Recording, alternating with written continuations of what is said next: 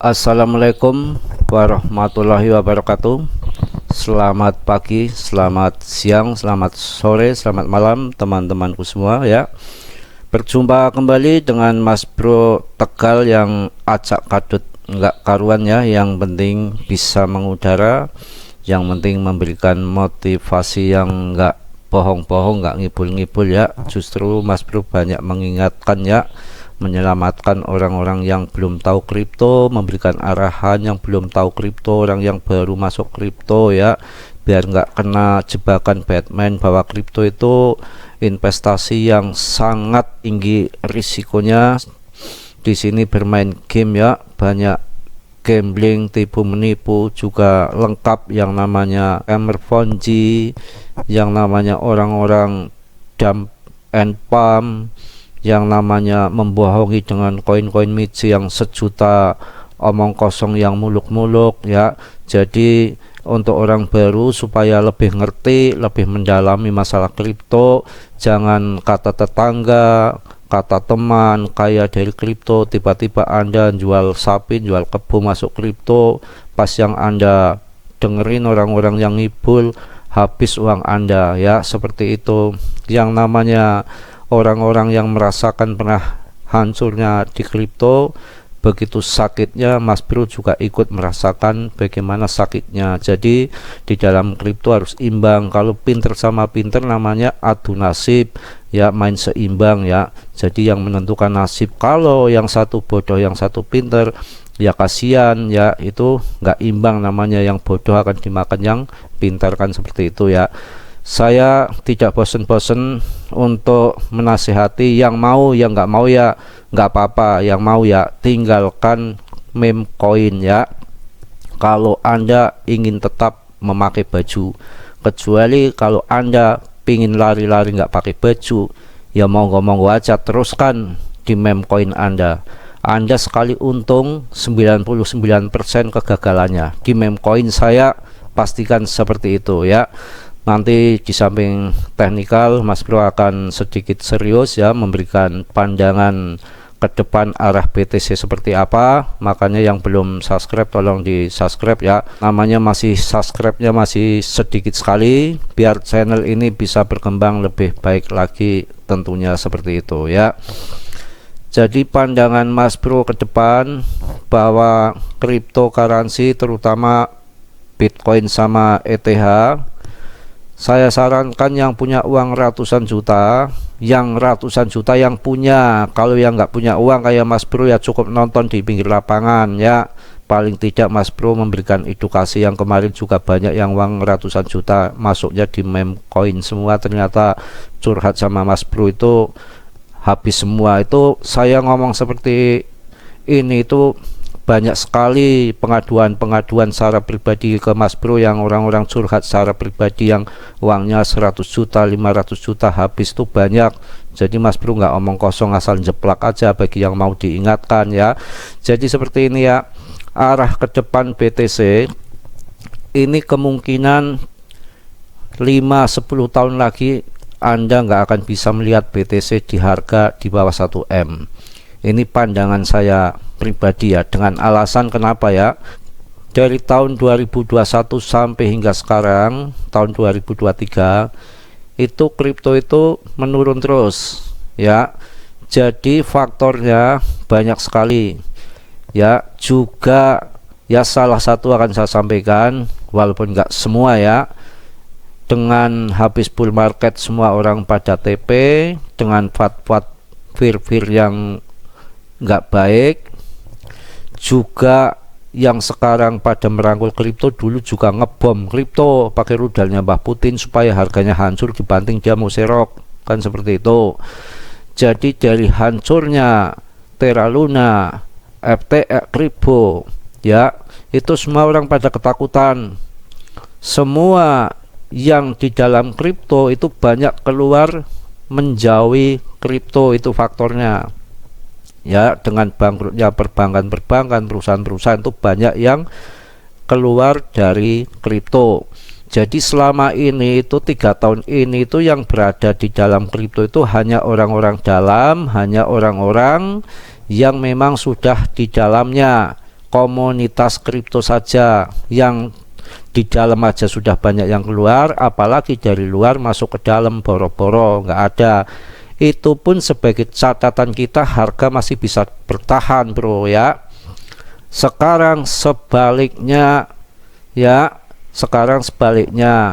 yang namanya BlackRock ya, seorang manajer investasi kelas dunia yang mencengkram investasi sedunia, itu terbesar BlackRock. Kemudian yang nomor 2 sudah mulai masuk kripto, yang nomor 3, yang nomor 4 nggak saya sebutkan semua ya. Jadi berbondong-bondong masuk kripto, mengajukan ETF ya, yang mana kalau BlackRock sudah ngomong ya, SEC itu nggak ada apa-apanya. Yang namanya AS itu negara yang tahu sendiri, yang menguasai itu sebetulnya ya BlackRock itu, dan pengusaha-pengusaha lah di situ, pokoknya seperti itulah ya, tahu paham Anda ya, rahasia umum. Jadi yang namanya kripto ini sekarang berbondong-bondong ya, diadopsi. Yang mana dulunya pada benci kripto, sekarang masuk kripto. Artinya apa ya? Yang mana ekonomi lagi susah, acak kadut beritanya yang nggak karuan, yang mana Fed menaikkan suku bunga dari tahun kemarin sangat gencar, dampaknya perbankan pada bangkrut, perusahaan-perusahaan pada bangkrut. Kok sekarang pada berbondong-bondong ke kripto, rebutan ambil bagian. Artinya apa? Yang mana usaha lagi susah, seperti BlackRock aja kan dikatakan usahanya hancur lebur, yang properti di Cina yang kemarin sempat mengguncang market ikut turun. Sekarang kok larinya pada ke kripto. Artinya kripto ini ke depan mempunyai masa depan yang cerah. Yang selama ini orang pada keluar dari kripto, yang ada hanya orang dalam, padahal hanya orang dalam aja, hanya satu aja yang di dalam, hanya Tether ya, membeli BTC aja. BTC yang tadinya 260 juta langsung 400-an juta, itu baru Tether. Apalagi nanti yang ke depan sekelas BlackRock ya, yang sekarang itu kan BlackRock kan belum pada beli sama dia, belum. Jadi belum ada pengaruh. Ini kan baru FOMO orang-orang yang di dalam kripto, yang tadinya altcoin pada alihkan ke BTC, gitu aja. Jadi yang namanya sekelas BlackRock dan yang lain-lain, pokoknya banyak ya, semua mengadopsi daripada kripto. Nggak mungkin sekelas BlackRock itu nanti mau rugi. Toh kalau nanti harganya dibanting, kalau dia itu ya investasinya itu pandangannya jauh ke depan, bukan sehari 2 hari. Dia itu ya rancangannya itu 5 tahun sampai 10 tahun. Mungkin nanti kalau sudah 2-3 miliar bahkan 5 miliar mungkin baru akan dibanting, itu bisa terjadi. Tapi bantingannya sudah nggak mungkin di bawah 1 M lagi, karena yang ke depan kemungkinan banyak yang masuk sudah di atas 1 M bro, seperti itu. BlackRock itu yang akan dijaring sama dia itu bukan kelas-kelas kroco kayak kita, cere-cere kayak kita, itu enggak. Institusi ya, apa enggak gila-gilaan, institusi yang akan dijaring ya, pengusaha-pengusaha kelas-kelas paus, mungkin saingannya dia antar benua, entah antar Amerika kalau bisa, mungkin dari Cina, dari apa namanya itu Rusia, dari Arab, dari Hong Kong, semua nanti akan dipancing untuk masuk kripto dengan omongan dia yang dilaweran. Mungkin nanti kan promosi aman, terkendali, belanja masih jauh, masuk sebuah BTC, karena dia sudah mencengkram dari akar-akarnya melalui kuku-kuku dia. Bahkan mining yang terbesar sekarang itu yang kuasai adalah BlackRock.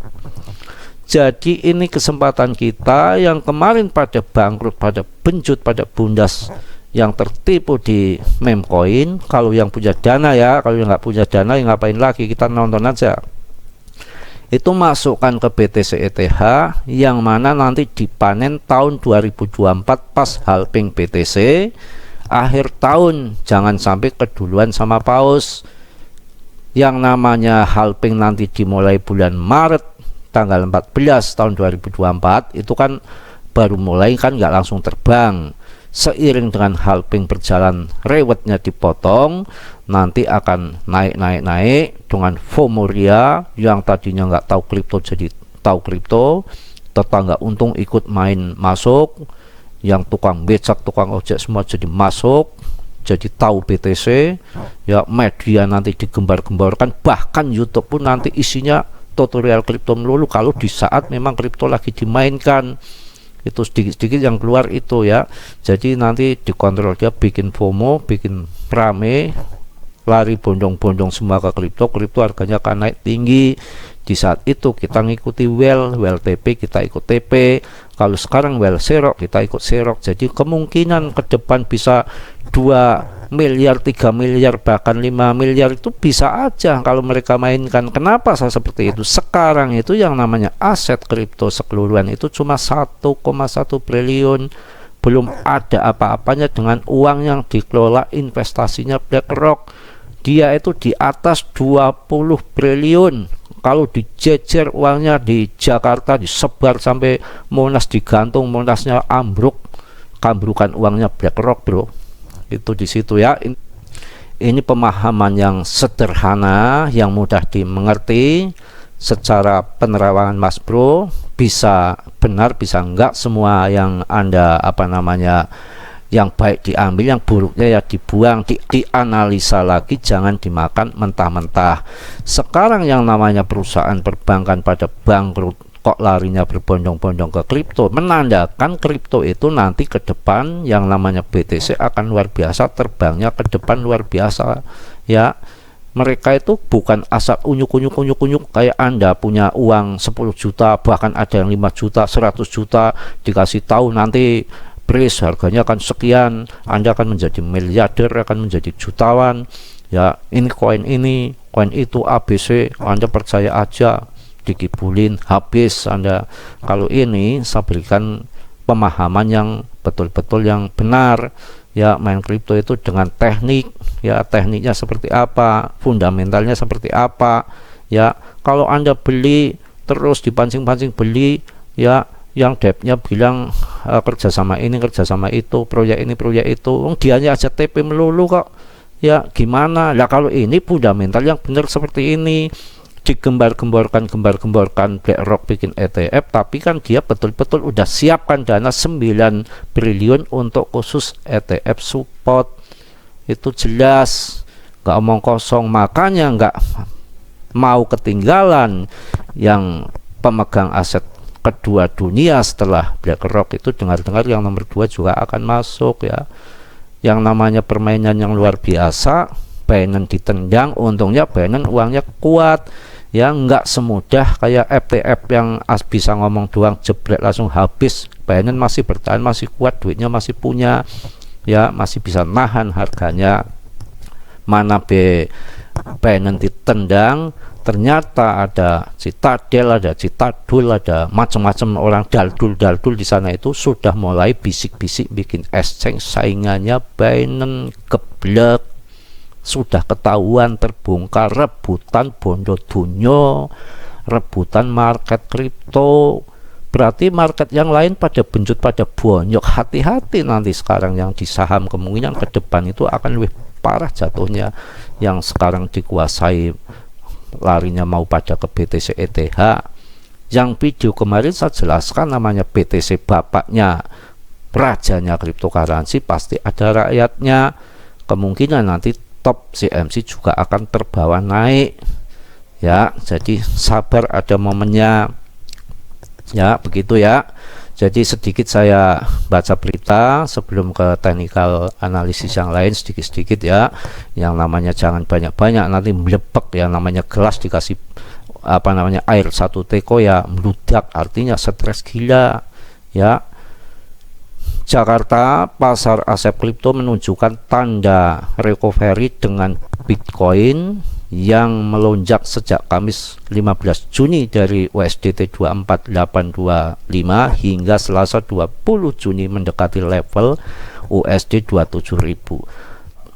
Total kapitalisasi pasar aset kripto yang sebelumnya sempat turun ke level terendah 3 bulan lalu sebesar USD 1,02 triliun kini telah kembali menguat ke USD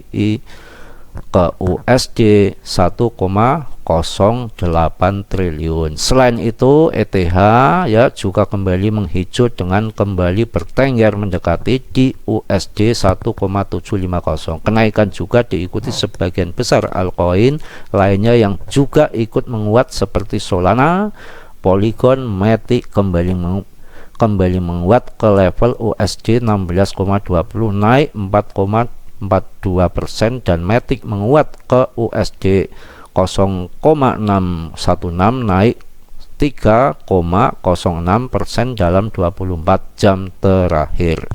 Itu cukuplah untuk baca-baca itu. Kita juga perlu info-info yang lain, bukan hanya itu aja. Yang mana ya selanjutnya, pengajuan penerbitan ETF ini akan memudahkan akses investor terhadap aset kripto pada salah satu perusahaan terbesar di Wall Street ya. Di Wall Street, melansir CNBC Internasional pengajuan tersebut menyatakan bahwa investor Bitcoin merupakan sarana untuk investasi yang serupa dengan saham melalui kepemilikan aset digital baik secara langsung maupun tidak langsung. Ya, SEC sejauh ini menolak untuk mengizinkan peluncuran ETF Bitcoin Support di AS. Regulator saat ini sedang dianalisis secara hukum terkait potensi mengubah produk trust fund Grayscale menjadi ETF. Keputusan kasus ini diharapkan selesai pada akhir tahun ini. Yang namanya SEC ya, kalau sudah di bawah tekanan daripada BlackRock ya, sudah kucar-kacir, semua pasti akan di-approve ya. Jadi nggak usah khawatir, semua ini yang namanya politik acak adut ya, seperti Mas Bro ini ya, ya seperti itu ya. Sing gawe menungso kudu dewa seperti itu ya. Canda dikit aja hari ini ya. Sebelumnya banyak perusahaan lain yang juga telah mengajukan untuk meluncurkan ETF Bitcoin namun tidak memperoleh izin. Gemblong. Kalau yang lain tuh nggak akan diizinkan, justru malah Binance tuh disikat ya. Baru kemarin disikat, sekarang sudah mengizinkan FTX untuk BlackRock. Itu namanya apa ya? Enak di dia, nggak enak di gue, kan seperti itu cara kasaran yang Betawi ya. Apabila SEC mengalah, aset kripto akan membanjiri pasar keuangan. Gila ini ya, aset kripto kan akan membanjiri pasar keuangan. Anda akan kebanjiran uang Anda kalau membeli BTC, kalau membeli meme coin. Bukannya Anda malah akan kebanjiran uang, Anda akan digerujuk sama istrinya karena hari ini nggak dibeli uang belanja, Anda dibelikan meme coin. Begitu ya, betul nggak? Betul apa betul? Mau ceramah lagi, mau dibilang Mas Bro tukang kibul, bodoh amat ya. Masih banyak tutorial yang lain. Subscribe dulu, subscribe aja. Meditnya nggak karuan kayak Gary Gangster, pengennya cuan dari ngkong lo. Bercanda, katanya nggak mau bercanda, akhirnya bercanda lagi ya. Langsung lanjutkan. Pengajuan penerbitan ini dibarengi dengan SEC yang saat ini sedang menggugat Coinbase dan Binance akibat diduga menjalankan perdagangan efek yang tidak terdaftar ya. Tuduhan juga dijatuhkan kepada Binance yang dicurigai mencampur adukkan dana pelanggan dengan pengelolaan pada entitas afiliasi pendirinya Changpeng Zhou. Itu yang namanya biasa model seperti itu ya, dikambing hitamkan Binance yang sebetulnya mereka mau geser secara preman ya, seperti itu ya. Di tengah permasalahan ini BlackRock malah mengusulkan Coinbase yang menjadi penjaga untuk ETF Bitcoinnya. Penunjukan tersebut didukung dengan hubungan kerjasama mereka sejak tahun lalu dalam pembuatan Aladdin, plafon investasi BlackRock yang terhubung dengan Coinbase Prime untuk perdagangan dan penyimpanan kripto. Maksudnya BlackRock ke ranah ETF Bitcoin menjadi sentimen positif pasca penurunan Bitcoin, dan titik tertingginya dalam 2 tahun terakhir harga Bitcoin telah anjlok 55,24% dan titik tertingginya. Namun kabar segar ini mendorong penguatan Bitcoin yang telah meleset 9,53% menjadi 28.839,20 US dollar dalam 5 hari terakhir. Sudah paham, saya rasa sudah jelas semua ya, sudah paham semua yang mana dulu BlackRock ya dibilang haram, sekarang sudah mulai mengangkat BTC.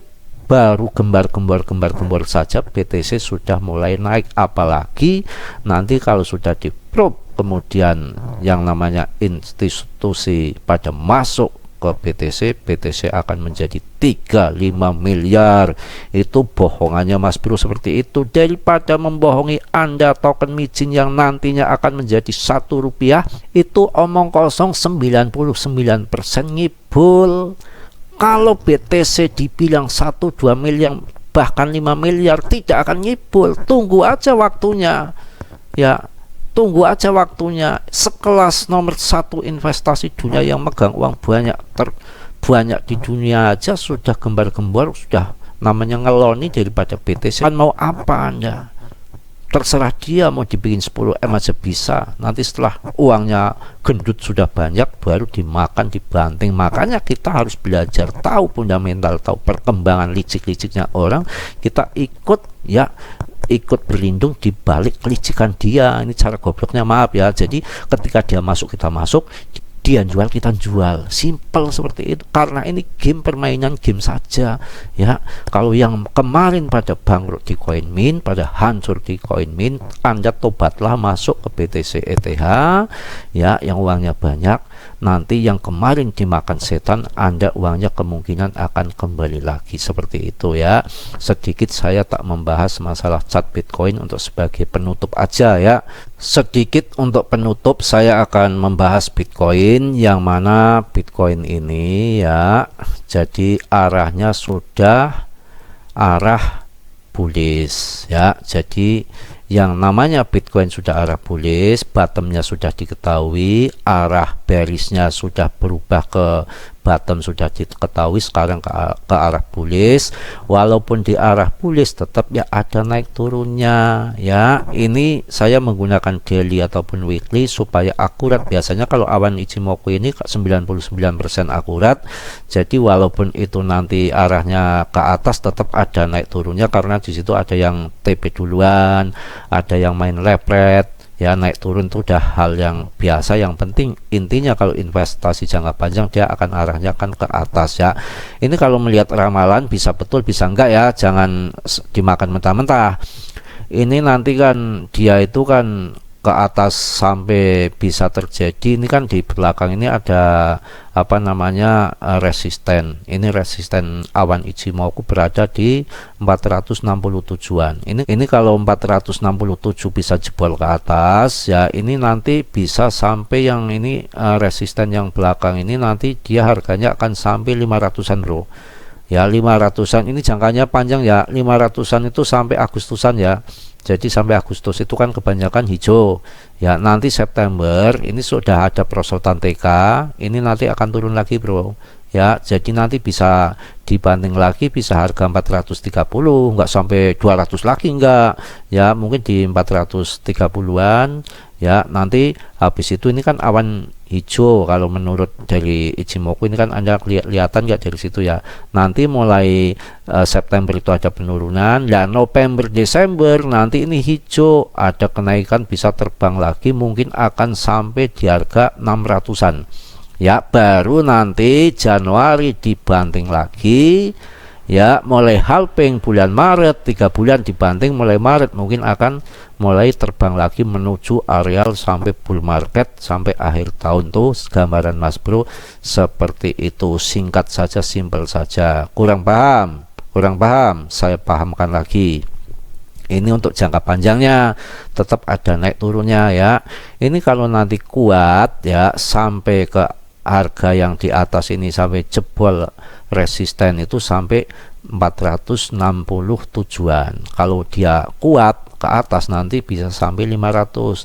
Tapi di bulan September ini nanti ada penurunan, dan di bulan Agustus ini nanti ngebul, biasanya seperti itu. Jadi ini arah yang ini ke sini cret ini bulan-bulan Agustus ini akan naik ke sini, tapi ini perosotan TK ke sini itu di bulan September ya. Jadi November Desember akan terbang lagi, baru Januari akan dibanting lagi seperti itu. Kita pakai trendline ya. Yang namanya sebetulnya apa sih ya, nggak bisa Mas Bro bikin anak aja bisa, nggak ada yang nggak bisa, gampang. Ini ilmu kelihatan ya, yang ilmu gaib aja yang nggak kelihatan kasat mata aja bisa diraba-raba. Kalau malam kan nggak kelihatan bisa diraba-raba, kalau ini kan bisa kelihatan kasat mata, masa nggak bisa? Anda itu jangan kemana-mana larinya ya. Ini kalau dilihat di trendline ya kan, ini kan sudah jebol trendline sudah di atas. Kalau nanti kuat bertahan di sini nanti akan sampai ke harga 500-an, tapi jangkanya lama ya, sampai Agustus ya, itu akan larinya akan ke atas kalau melihat daripada trendline ya. Kalau trendline yang lebih gila-gilaan lagi ya, kalau melihat dari mbah trendline kan sampai segini ya, red ya. Jadi nanti ada lagi yang buat ngukur, yang orang-orang hebat tukang ukur itu kan semua kan bisa diprediksi dengan ukuran. Emangnya yang bisa ngukur dia aja, saya juga bisa ngukur randang, ngukur panci ya. Biasanya ngelihatnya juga dari seperti ini, yaitu nanti. Tapi untuk jangka panjang ya, untuk jangka panjang bukan jangka pendek seperti itu. Kita tarik angkat ya, ini penurunannya kenaikan sampai di sini nanti 706 juta. Ini kenaikan di sini ya 706 juta, tapi ini jangkanya panjang. Mungkin ini nanti udah arahnya ke sini, tapi mungkin udah di sana, jangkanya panjang. Ini yang tegak lurus ini, yang ngaceng ini nanti belum tentu, bukan maksudnya di sini. Ini untuk gambaran gampangnya aja, Mas Bro tuh nggak mau dibikin yang susah-susah. Ini mungkin nanti kan sampainya di sini ya, terbangnya udah di sini. Ini nanti perjalanannya seperti itu ya. Yang naik turunnya kayak gini tetap ada. Nanti kalau yang komplain gambar jelek ya emang gua pikirin tuh seperti itu. Cukup aja ya, saya rasa udah panjang lebar. Yang belum subscribe tolong di subscribe ya. Mas Bro belak-belakan apa adanya, acak kadut yang namanya gambar ya, nggak perlu rapi-rapi, yang penting isinya padat berisi. Ngapain rapi-rapi yang katanya prabayar aja bisa jengking rugi ya, apalagi yang namanya analisa Mas Bro yang apa adanya, semua apa adanya ya, walaupun tulisannya apa adanya. Ngapain bikin rapi-rapi yang ujung-ujungnya tipu menipu, yang penting apa adanya. Oke ya, yang belum subscribe tolong di subscribe, yang sudah saya ucapkan banyak-banyak terima kasih. Mudah-mudahan anda semua, bapak-bapak semua, kongkong semua, adik-adik semua, teman-teman semua, mudah-mudahan pada sehat walafiat tanpa kurang suatu apapun. Yang baik anda ambil, yang salahnya anda buang. Mas Bro banyak salah, mohon dimaafkan. Yang namanya manusia nggak sempurna, yang sempurna itu hanya milik Allah Subhanahu wa Ta'ala. Salam Mas Bro dari Tegal. Wassalamualaikum warahmatullahi wabarakatuh.